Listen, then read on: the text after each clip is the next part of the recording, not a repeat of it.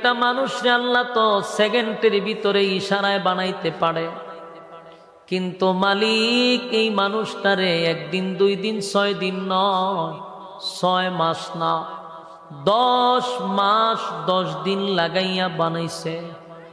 সুবহানাল্লাহ। তার মানে সময় নিয়ে বানাইছে। আল্লাহ বলেন কুদরতি হাত দিয়া বানাইছি, আমি আল্লাহর কুদরতি হাত তোর মাথায় লাগাইছি, সময় নিয়ে বানাইছি। বানাইয়া সমস্ত ফেরেশতাদেরকে দিয়া সেজদা দেওয়ায়া তোর সম্মান বাড়াইছি।